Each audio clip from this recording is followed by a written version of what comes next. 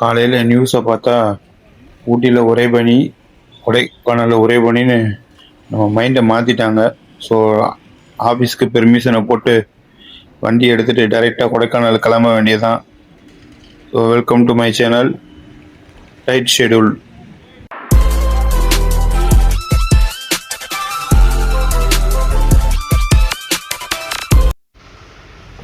Luggage எல்லாம் எடுத்து வச்சாச்சு. ஸோ காரில் ஏற்ற வேண்டியது மட்டும்தான் வேலை. ஸோ இருக்கிற லக்கேஜை காரில் ஏற்றிட்டு கிளம்ப வேண்டியதான். நம்ம கார் டிரைவர் தாங்க. ஸோ லக்கேஜ் ஏற்றியாச்சு. ஆல்ரெடி பேக் பண்ணதுனால கொஞ்சம் சீக்கிரம் முடிஞ்சிருச்சு. காரை ஸ்டார்ட் பண்ணிவிட்டு டைரெக்டாக ஹைவேல மீட் பண்ணலாம்.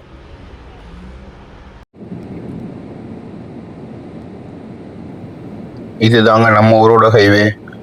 ஸோ ஹைவேலே டைரெக்டாக கொடைக்கானல் போயிடலான்னு நினச்சிடாதீங்க. இது ஜஸ்ட்டு 20 to 30 கிலோமீட்டர் தான் இருக்கும் அதிகபட்சம். ஒரு ½ அன் ஹவரில் பார்த்திங்கன்னா ஹைவேலேருந்து வெளியே வந்துடுவோம்.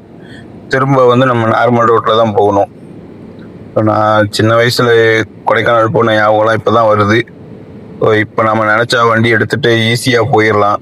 ஸோ ஒரு டயத்தில் பார்த்திங்கன்னா அந்த ஏரியாவில் உள்ள எல்லாருக்கும் சேர்ந்து ஒரு ஆர்கனைஸ் பண்ணி தான் வண்டியை கூட்டிகிட்டு போவாங்க. அதுவும் பார்த்திங்கன்னா 200 300 தான் இருக்கும். அதில் கொடைக்கானலும் போயிட்டு சேம் டேவே பழனியும் போயிட்டு வந்துடுவோம். ஸோ அதெல்லாம் மறக்க முடியாமல் இப்போ வரைக்கும். நெக்ஸ்ட்டு பார்த்திங்கன்னா பெட்ரோல் வேறு வண்டியில் கம்மியாக இருக்குது. ஸோ பிளிங்காக ஸ்டார்ட் பண்ணுறதுக்கு முன்னாடியே நம்ம டைரெக்டாக பெட்ரோல் போட்டுடணும்.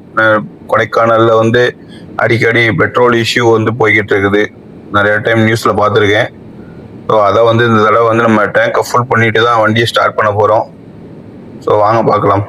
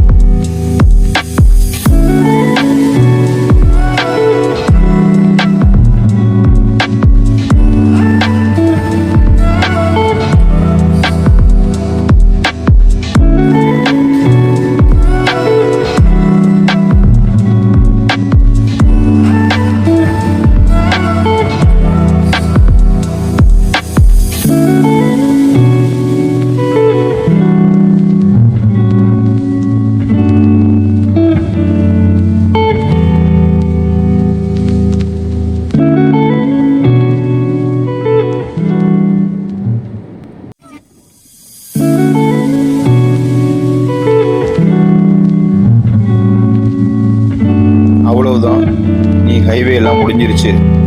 இனி இங்கேருந்து சிங்கிள் ரோட்டில் தான் ஸ்டார்ட் பண்ணணும். ஒரு 100 மீட்டரில் லெஃப்ட் சைடு டேர்ன் பண்ணுற மாதிரி வரும். டேர்ன் பண்ணதுலேருந்து பேரையூர், உசிலம்பட்டி, வத்தலகுண்டு வழியாக டைரெக்டாக கொடைக்கானல் போகிற மாதிரி இருக்கும்.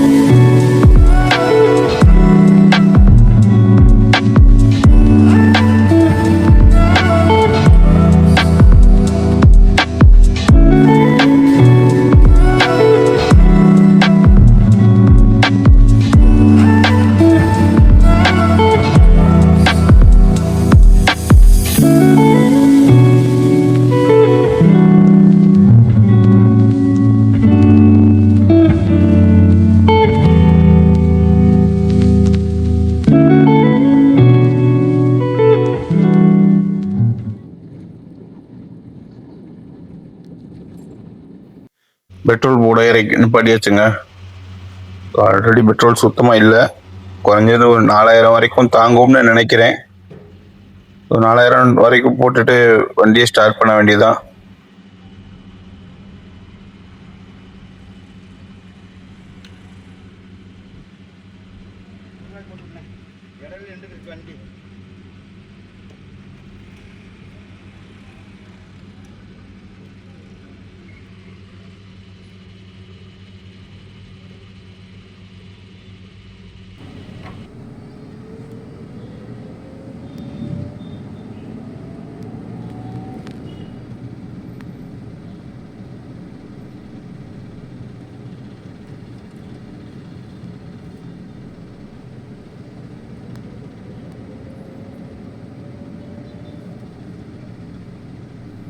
நாம் இப்போது உசிலம்பட்டி வந்தாச்சு. ஸோ இதுக்கு அடுத்து வந்து ஒத்தலகுண்டு, டைரெக்டாக கொடைக்கானல். இப்போ 2 ரூட்டாக பிரியும் உங்களுக்கு. லெஃப்ட் சைடு போனீங்கன்னா டைரெக்டாக தேனி, மூணாறு, மேகமலை, தேக்கடி எல்லாமே ஒரே ரோடு தான். நம்ம கொடைக்கானல் போகிறதுனால இப்போ இந்த டேர்னிங்கில் வந்து லெஃப்ட் எடுக்காமல் டைரெக்டாக ஸ்ட்ரைட் போகணும். பட்டு யூ-டர்ன் போட்டு தான் போகிற மாதிரி இருக்கும். லெஃப்ட் எடுத்து திரும்ப யூ-டர்ன் போட்டு தான் வந்து நம்ம ஸ்ட்ரைட்டாக போகிற மாதிரி இருக்கும்.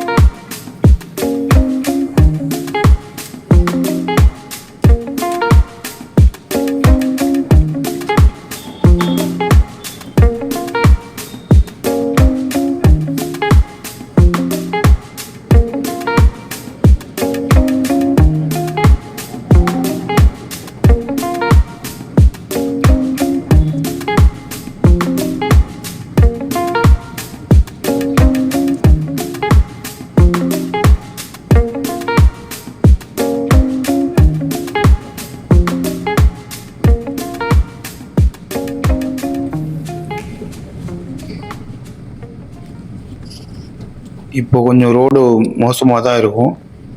டைரெக்டாக வத்தலகுண்டை தாண்டினதுக்கப்புறம் பார்க்கலாம்.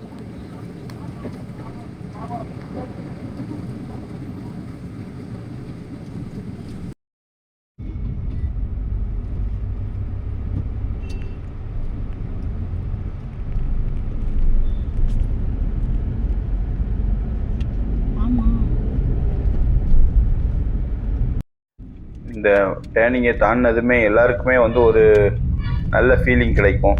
ஏன்னா அங்கேருந்து நேம் போர்டு ஸ்டார்ட் ஆயிரும். கொடைக்கானலுங்கிற நேம் போர்டை பார்த்ததுமே எல்லாருக்கும் ஒரு சந்தோஷம் தான். ஃப்ரெண்ட்ஸு கூட வரும்போதெல்லாம் நல்லா ஜாலியாக இருக்கும். இந்த ரோடை கிராஸ் பண்ணாலே ஒரு ஹாப்பி தான் எல்லாருக்கும்.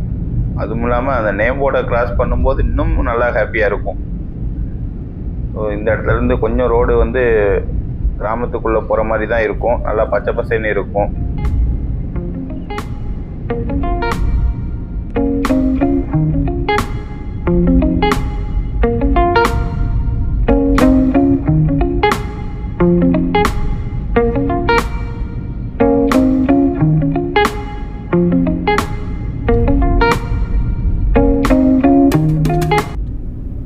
நான் வச்சிருக்கிற கார் வந்து ட்ரைபர் தான்.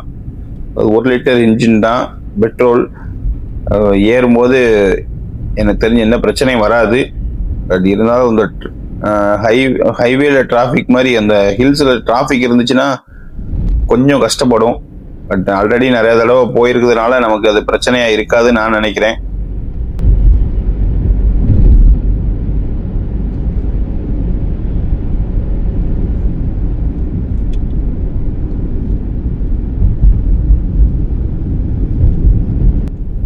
கொடைக்கானல் மேலே உறைபனிங்கிற அளவுக்கு சொல்கிறாங்க. ஆனால் கீழே பார்த்தோம்னா உச்சி வெயில் மண்டையை பொழக்கிற அளவுக்கு வெயில் அடிக்குது.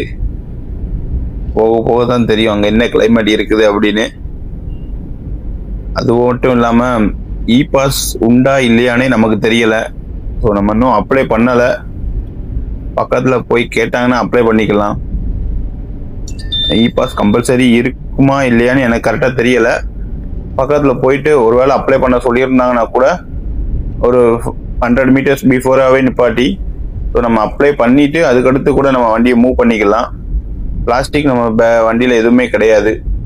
ஸோ அதை பற்றி நம்ம கவலைப்பட தேவையில்லை. அன்பிளான்டுனால நம்ம எதுவுமே வாங்கவும் செய்யலை.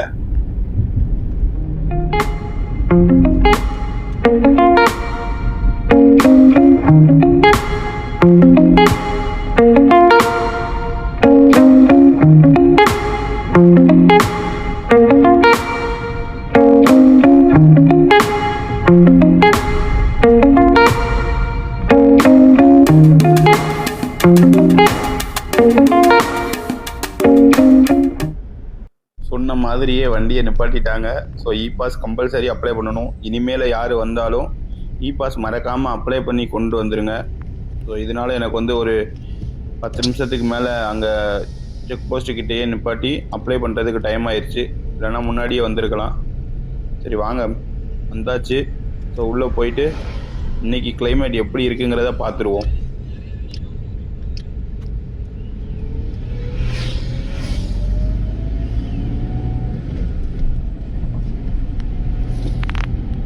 இது நம்ம யூடியூப்போட ஃபஸ்ட்டு வீடியோ. ஸோ பார்க்குறவங்க மறக்காமல் லைக் பண்ணுங்கள், ஷேர் பண்ணுங்கள், மறக்காமல் சப்ஸ்கிரைப் பண்ணிடுங்க.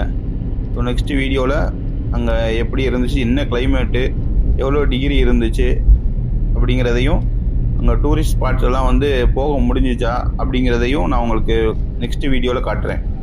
தேங்க்யூ ஃபார் வாட்சிங்.